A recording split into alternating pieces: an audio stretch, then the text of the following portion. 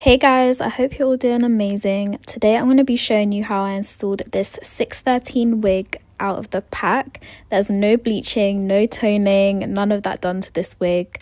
And I want to show you guys how you can actually make this look good. If you want to see how I got this look, make sure you keep on watching and I will see you guys in a second.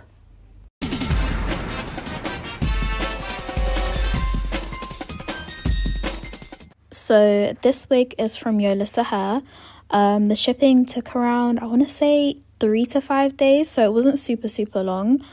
This is the box that the wig came in, and it had all the usual goodies, so a melt band, satin headband, scrunchie, all the good stuff, and a bonnet, which I love receiving bonnets because I always need a new one. For some reason my bonnets just do not last. I got this wig in 26 inches, 250% density, HD lace, and a medium cap size. So this hair is long and it is ultra thick, guys. As you can see here, she is very thick. I always say the longer you get the hair, the thicker you want to get the density so that it all balances out and looks as, you know, uniform as possible.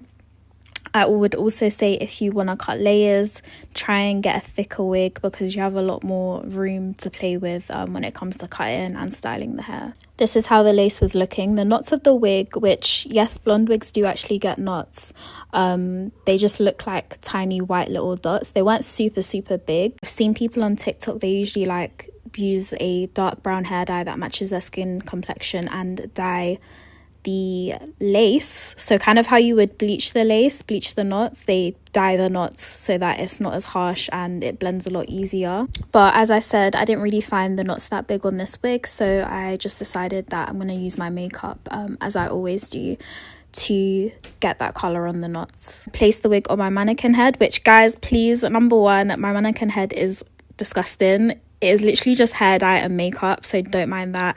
And then my nails are also just not really, just ignore all of this. I basically went ahead and plucked the wig a little bit, just a tiny bit. It did come pre-plucked, but I just wanted it to match my natural hairline a lot better. So I just went ahead and did that for a little while.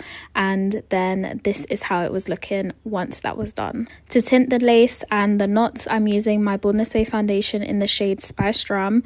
I'm using a tiny bit more than I normally would, and focusing a lot more on getting that product pressed through the lace.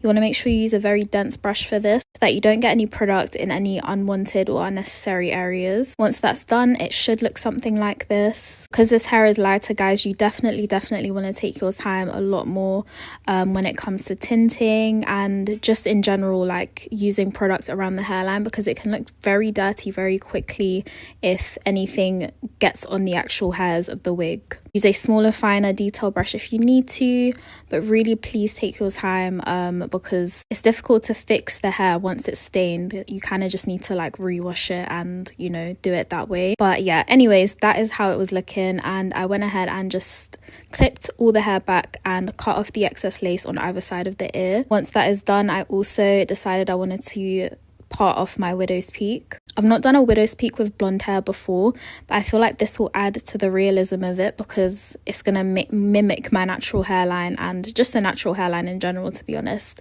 You don't want it to look too perfect. So I did that and just pulled out the excess hairs. Once those hairs were pulled out, I then grabbed my scissors again and started cutting little tabs into the lace. I always do this with all my installs, as you all know, but if you're doing a blonde install, make sure you really make sure you do this so that again it concentrates one area of the wig at a time and you don't have to stress about getting excess products anywhere else or messing up the entire wig rather than just one small section. So I did that. Then I used my Ebin Lace Wonder Bond thing, wig glue, and then started gluing the wig down. I used about 3 layers of this and waited for each layer to go completely tacky before moving on to the next. I've actually found myself preferring lace spray over wig glue. At first, when I made the switch, I didn't actually enjoy it that much because I felt like it wasn't lasting as long, but it actually has a better grip and I feel like the overall effect is nicer because it dries down matte rather than shiny, which I was getting with a lot of my wig glues. I also don't seem to get too much build up either when I use a melting spray. I will say the only thing that I found annoying about melting sprays is that when I take the wig off, I have to like actually wash the lace, whereas with a wig glue, I could just like, I don't know how to explain it, but like roll off the glue. So it's a tiny bit more tedious in that sense, but apart from that, like I do really like it.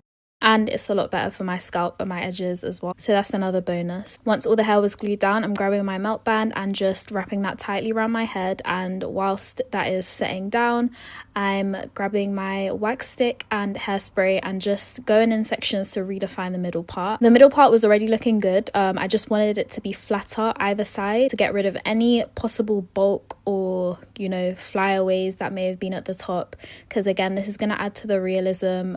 You do not want a chunky blonde 613 wig. Now, the reason I decided to do this video in the first place is because I saw a TikTok and the girl was basically saying that 613 wigs don't look good on anyone. Like why are you doing 613 wigs? Like she was saying all this stuff, which to be honest, partially I do agree. It's a very harsh look and it's a very specific look. If you're just going straight in, no dye, no nothing, but it can actually look good. You just really need to make sure, again, you take your time. And yeah, once I flattened everything, I just defined the middle part with a little concealer. That's a tiny bit lighter than my skin tone, and then I went ahead and started cutting in the layers. I wanted a bombshell layered look for this look. Well, I don't feel like I can't talk today, guys. I wanted a bombshell layered look. So I just achieved that by grabbing sections and cutting in diagonal lines, the shortest piece being sort of collarbone length.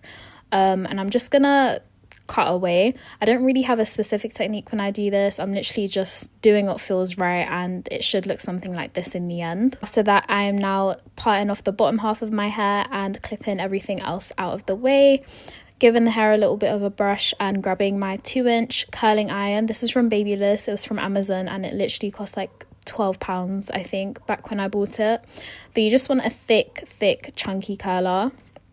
I really want to buy the tea-free curler, by the way, guys. If you guys have it, let me know if it's any good, because I'm very tempted. I have the hair straighteners, but I just love the way the barrel looks on it. I'm just grabbing sections and curling and then making sure I clip each section after I drop it into my hand.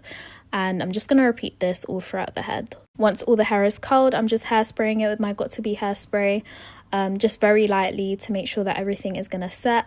Then I let everything cool down for about 15 to 20 minutes before taking off the melt band and cutting away the lace. I'm using my eyebrow razor as usual to just cut off any excess lace that I've got going on. Now, for this wig, I will not be adding baby hairs. I'm highly super duper against adding baby hairs to blonde wigs, guys. I hate it. I really don't like it. I feel like it just looks messy, to be honest, and especially if you have brown skin, it's just gonna get all your makeup inside of the edges and it's just gonna look, again, dirty. So I just want a clean hairline. Most I'm doing here is literally just grabbing a tiny bit of my contour shade to just blend away any flashback or any areas that I missed prior to tinting the lace. Once that is done and all the curls are cooled down, I'm just taking them all out, and it should look something like this. With my hands, I'm just running them through my hair and really just fluffing out the curls. I don't want to brush them out too much because this is a very loose curl. It needs to kind of look like a blow dry, so I want to loosen the curls without completely getting rid of the curls. So here I am, just defining the pattern again, adding some lift, and this is the finished result, guys. I hope you guys enjoyed this video. Let me know down in the comments what you thought of this. I've also inserted this little clip from TikTok just so you can like see the full effect of everything, like the color, the body, the length. I just love how this turned out, and I feel like it's just such an iconic look. 2025, let's bring back 613 wigs, guys, untoned. But yeah, I will see you guys in my next video. Make sure you like, comment, subscribe, and I will see you next time. Bye.